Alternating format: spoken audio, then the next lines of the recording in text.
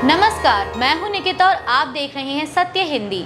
एक नजर डालते हैं अब तक की सुर्खियों पर। भारत के उपराष्ट्रपति पद के चुनाव में सत्तारूढ़ भाजपा और एनडीए के उम्मीदवार महाराष्ट्र के राज्यपाल सीपी राधाकृष्णन की जीत लगभग तय मानी जा रही है। लोकसभा और राज्यसभा को मिलाकर भाजपा और उसके सहयोगियों के पास 422 सांसद हैं, जबकि जीत के लिए केवल 394 वोटों की आवश्यकता है। इसके अलावा पार्टी जगन रेड्डी की वाईएसआर कांग्रेस जैसे गैर गठबंधन सहयोगियों पर भी भरोसा कर सकती है। वहीं विपक्षी इंडिया ब्लॉक के भी उम्मीदवार उतारे जाने की उम्मीद है, जिसमें डीएमके सांसद तिरुचि शिवा और पूर्व इसरो वैज्ञानिक माइलस्वामी अन्नादुरई के नाम शामिल हैं। विपक्ष का कहना है कि भले ही जीत की संभावना कम हो, लेकिन यह कदम लोकतांत्रिक मूल्यों और संगठनात्मक एकता को मजबूत करेगा।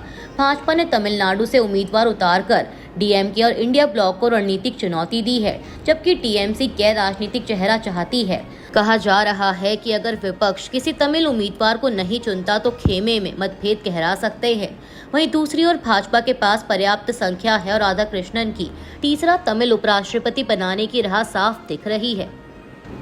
बिहार में मतदाता सूची विवाद के बीच मुख्य निर्वाचन अधिकारी यानी सीईओ विनोद सिंह गुजियाल ने 18 अगस्त को एक महत्वपूर्ण सार्वजनिक सूचना जारी की, जिसमें कहा गया है कि जिन मतदाताओं के नाम 1 अगस्त को प्रकाशित ड्राफ्ट रोल में शामिल नहीं हैं, वे अपने आधार कार्ड की प्रति के साथ दावा दायर कर सकते हैं।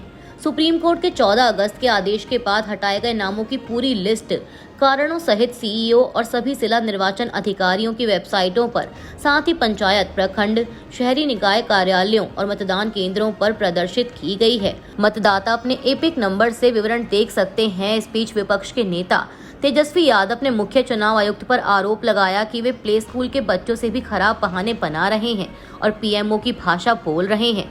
वहीं भाजपा नेताओं ने कहा कि आयोग ने सुधार के लिए समय दिया है, लेकिन विपक्ष झूठी सूचना फैला रहा है। बिहार में वोटर अधिकार यात्रा के दूसरे दिन यानी 18 अगस्त को राहुल गांधी और तेजस्वी यादव ने सासाराम, औरंगाबाद और गया में जोरदार संदेश दिया। भीषण गर्मी और बारिश के बावजूद बड़ी संख्या में लोग जुटे और वोट चोर गद्दी छोड़ के नारे लगे। राहुल गांधी ने हाथ में संविधान लेकर कहा कि एसआईआर प्रक्रिया से गरीबों और कमजोरों का वोट चुराया जा रहा है, लेकिन यह साजिश कामयाब नहीं होगी। उन्होंने आरएसएस और भाजपा पर संविधान को मिटाने का आरोप लगाया और वादा किया कि इंडिया गठबंधन की सरकार आने पर जाति जनगणना सही ढंग से कर आरक्षण की 50% सीमा हटाई जाएगी। राहुल ने मोदी सरकार पर अरबपतियों को फायदा पहुंचाने का भी आरोप लगाया। वहीं तेजस्वी यादव ने कहा कि वोटर लिस्ट से नाम कटने पर पेंशन व राशन से भी नाम हट जाएगा। इस यात्रा में लालू प्रसाद यादव, दीपांकर भट्टाचार्य और मुकेश सहनी भी मंच पर दिखे।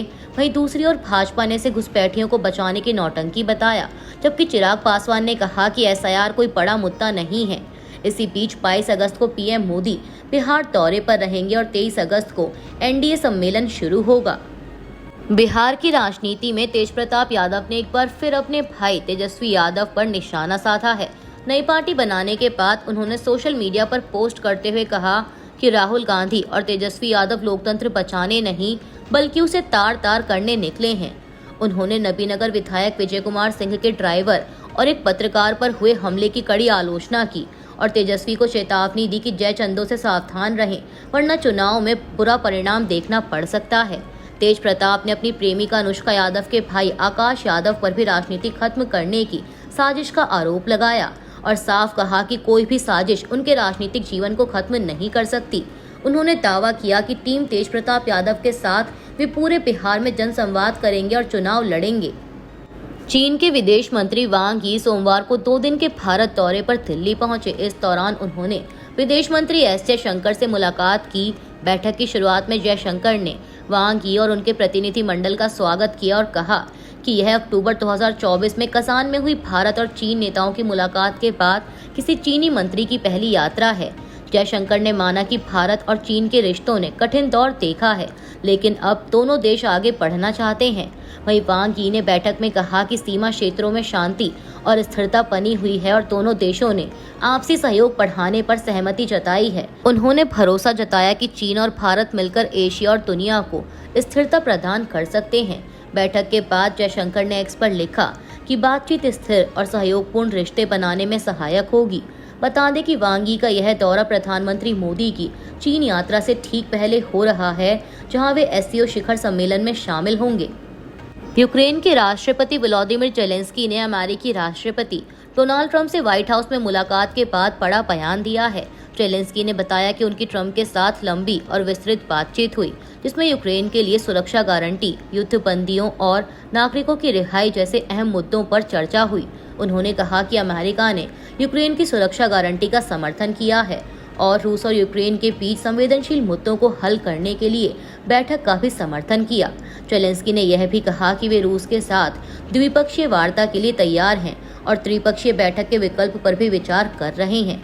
हालांकि पुतिन के साथ किसी वार्ता की तारीख अभी तय नहीं हुई है। उन्होंने यूरोपीय नेताओं को भी धन्यवाद देते हुए कहा कि यह अमेरिका और यूरोप की एकता का अच्छा उदाहरण है।